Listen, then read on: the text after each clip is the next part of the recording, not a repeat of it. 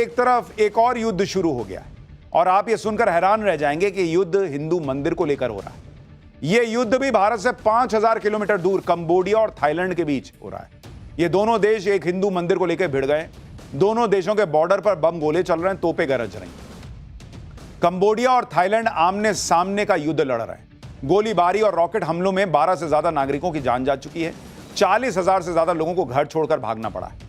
दोनों देशों ने सीमा सील कर दी है और हालात ऐसे हैं कि किसी भी वक्त फुल स्केल वॉर शुरू हो सकती है। यह सब हो रहा है एक प्राचीन हिंदू मंदिर के लिए, जिस पर नियंत्रण को लेकर थाईलैंड और कंबोडिया एक दूसरे पर बमबारी कर रहे हैं। लेकिन आखिर जिस हिंदू मंदिर को लेकर दोनों लड़ रहे हैं, उसको लेकर विवाद क्या है? उस हिंदू मंदिर में किस भगवान की पूजा होती है? क्यों हिंदू मंदिर के लिए दोनों देश आखिर लड़ रहे हैं? यह सब आज आपको बताऊंगा, लेकिन पहले कंबोडिया थाईलैंड युद्ध का एक ट्रेलर देख लीजिए। थाईलैंड और कंबोडिया के बीच छिड़ी जंग का हिंदू मंदिर से क्या कनेक्शन है, यह आज आपको आगे बताऊंगा। पहले आपको जंग के कुछ वीडियो दिखा देता हूं। जैसे ये वीडियो देखिए जो कंबोडिया पर थाईलैंड एयरफोर्स की एयर स्ट्राइक का है, जिसके टारगेट पर कंबोडिया की 2 मिलिट्री लोकेशंस थी जो पूरी तरह तबाह हो गई। स्ट्राइक के बाद उठते आग के गोले बता रहे हैं कि थाईलैंड का यह अटैक कितना जबरदस्त है। कंबोडियाई ठिकानों पर यह हवाई हमले थाई एयरफोर्स के F-16 विमानों ने आज सुबह किए। इसके बाद कंबोडिया ने भी थाईलैंड पर बदले की कार्रवाई शुरू कर दी। यह वीडियो देखिए, इसमें कंबोडिया की आर्मी सड़क पर लॉन्चर खड़ा करके थाईलैंड बॉर्डर पर BM-21 रॉकेट से अटैक कर रही। कंबोडिया ने थाईलैंड पर मल्टीपल रॉकेट अटैक किए। अलग अलग लोकेशन से थाईलैंड पर सैकड़ों रॉकेट्स की स्ट्राइक की। कंबोडिया थाईलैंड बॉर्डर बमबारी की आवाज से गूंज रहा है। कंबोडिया थाईलैंड के बीच वॉर ट्रिगर कैसे हुई, इसकी शुरुआत किसने की, इसको लेकर थाईलैंड और कंबोडिया एक दूसरे पर आरोप है। थाईलैंड का आरोप है कि बुधवार को कंबोडिया ने एक लैंडमाइन विस्फोट किया, जिसमें एक थाई सैनिक की घायल होने की खबर है। थाईलैंड ने कहा कि कंबोडिया की तरफ से ड्रोन अटैक और रॉकेट अटैक में कई लोगों की जान चली गई, जबकि कंबोडिया का आरोप है कि पहले थाई सेना ने कंबोडिया के अंदर कई मंदिरों पर हवाई अटैक किए। कंबोडिया ने कहा कि पहले थाईलैंड ने हवाई हमले के जरिए उसके मिलिट्री ठिकानों को निशाना बनाया। लेकिन सवाल यह कि इतनी बड़ी वजह भी नहीं है कि दो देश आपस में जंग जैसी स्थिति पैदा कर दें, एक दूसरे पर तोप गोले बरसाने शुरू कर दें। आप देखिए कि कंबोडिया के रॉकेट अटैक में थाईलैंड का एक गैस स्टेशन उड़ गया, जिसके बाद पूरे इलाके में भगदड़ मच गई। थाईलैंड की सेना के मुताबिक गैस स्टेशन पर अटैक में 6 नागरिकों की मौत भी हो गई। कंबोडिया ने बॉर्डर के नजदीक थाईलैंड के एक अस्पताल पर भी अटैक किया। यह अटैक के बाद की तस्वीरें हैं, जिसमें थाईलैंड के सैनिक अस्पताल के अंदर हमले से बचने की कोशिश कर रहे हैं। थाईलैंड और कंबोडिया के बीच बॉर्डर पर तनातनी और झड़प से शुरू हुआ विवाद अब युद्ध में तब्दील होता जा रहा है, और इसकी वजह है एक प्राचीन हिंदू मंदिर। इस मंदिर का नाम है प्रीह विहार मंदिर, जो थाईलैंड और कंबोडिया की सीमा पर स्थित है। भगवान शिव को समर्पित यह 1000 साल से भी ज्यादा प्राचीन हिंदू मंदिर है। प्रीह विहार एक संस्कृत शब्द है जिसका मतलब होता है पवित्र धार्मिक उपहार। इतिहासकारों के मुताबिक इस मंदिर को 9वीं से 11वीं सदी के दौरान बनाया गया था। प्रीह विहार मंदिर थाईलैंड और कंबोडिया की सीमा पर डोंगरेक पहाड़ियों की चोटी पर मौजूद है। यह मंदिर खमेर साम्राज्य के समय का है, जिसकी सीमाएं आधुनिक कंबोडिया के अलावा थाईलैंड के कुछ हिस्सों तक फैली थी। शुरुआती समय में यहां पर भगवान शिव की पूजा होती थी, लेकिन बाद में इसे बौद्ध धार्मिक परिसर में बदल दिया गया। यह मंदिर यूनेस्को की सांस्कृतिक धरोहरों की सूची में शामिल है। इस शिव मंदिर को लेकर थाईलैंड और कंबोडिया के बीच पिछले 118 साल से विवाद चल रहा है। यह मंदिर दोनों देशों के बीच जियोपॉलिटिक्स का केंद्र बना हुआ है, क्योंकि दोनों देश इस मंदिर पर अपना अपना दावा ठोकते हैं। इसका इतिहास भी आपको बता देता हूं। कंबोडिया और थाईलैंड एक दूसरे के साथ 817 किलोमीटर लंबा लैंड बॉर्डर शेयर करते हैं। इस लैंड बॉर्डर का मैप साल 1907 में फ्रांस ने बनाया, क्योंकि फ्रांस ने साल 1863 से 1953 तक कंबोडिया पर राज किया था। लेकिन थाईलैंड ने इस मैप का विरोध कर दिया, क्योंकि इसमें प्रीह विहार मंदिर को कंबोडिया की सीमा के अंदर रख दिया गया था। लेकिन थाईलैंड के विरोध के बावजूद साल 1962 में इंटरनेशनल कोर्ट ऑफ जस्टिस ने फैसला सुनाया कि प्रीह विहार मंदिर कंबोडियाई क्षेत्र में ही आता है। साल 2008 में यूनेस्को ने प्रीह विहार मंदिर को विश्व धरोहर का दर्जा दे दिया। साल 2011 में थाईलैंड एक बार फिर इंटरनेशनल कोर्ट ऑफ जस्टिस में गया और मंदिर के आसपास की जमीन पर अपना हक जताया। लेकिन 2013 में इंटरनेशनल कोर्ट ऑफ जस्टिस ने फैसला सुनाया कि प्रीह विहार मंदिर और उसके आसपास की पूरी जमीन कंबोडिया की सीमा के अंदर आती है।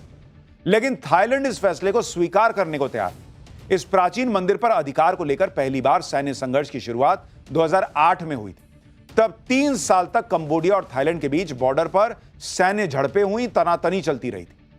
थाईलैंड और कंबोडिया दोनों ही बौद्ध देश हैं, लेकिन एक हिंदू मंदिर पर अधिकार के लिए जंग लड़ रहे हैं। आपके मन में भी सवाल होगा, आखिर क्यों? दरअसल बौद्ध बहुल देश होने के बावजूद थाईलैंड और कंबोडिया दोनों देशों में हिंदू धर्म का बहुत ज्यादा प्रभाव है। कंबोडिया में करीब 4000 हिंदू मंदिर हैं और थाईलैंड में तो करीब 11000 हिंदू मंदिर हैं। कंबोडिया का अंकोर वाट मंदिर भगवान विष्णु को समर्पित हिंदू मंदिर है, जो दुनिया का सबसे बड़ा धार्मिक स्मारक है और यूनेस्को की वर्ल्ड हेरिटेज लिस्ट में भी शामिल है।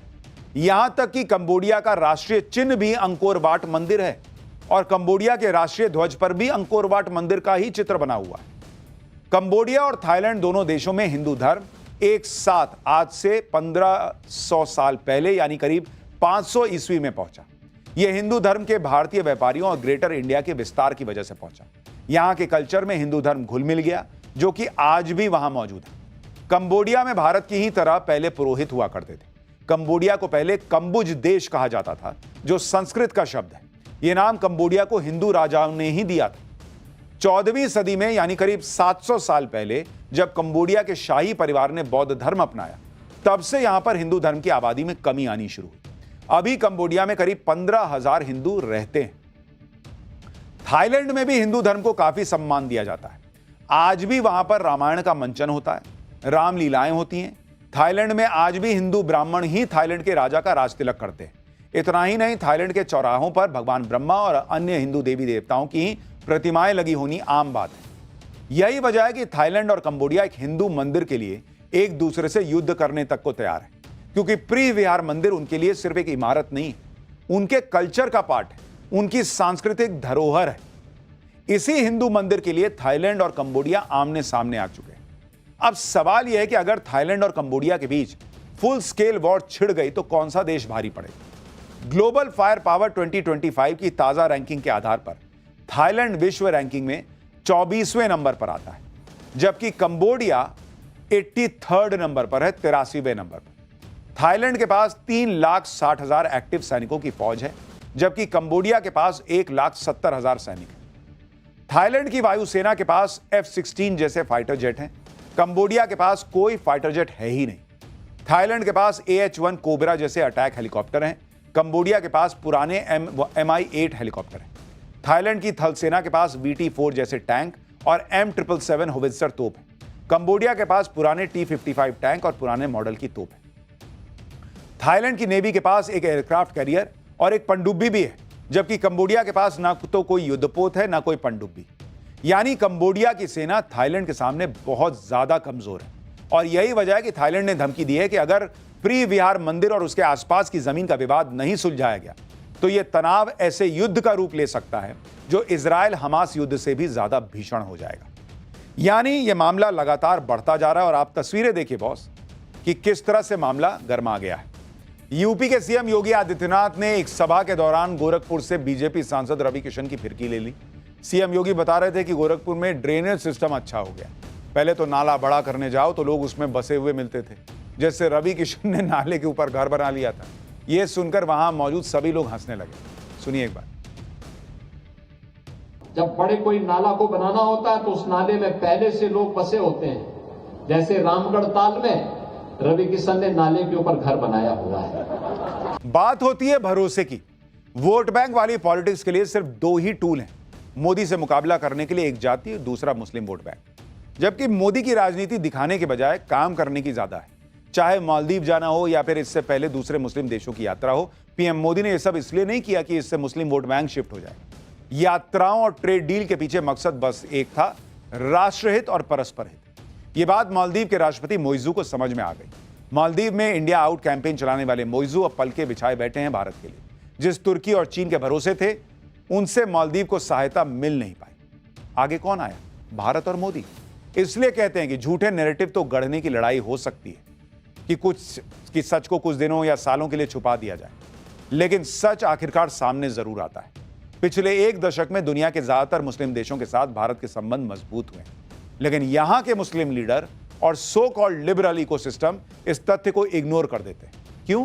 क्योंकि नैरेटिव सेट करना है कि मोदी एंटी मुस्लिम।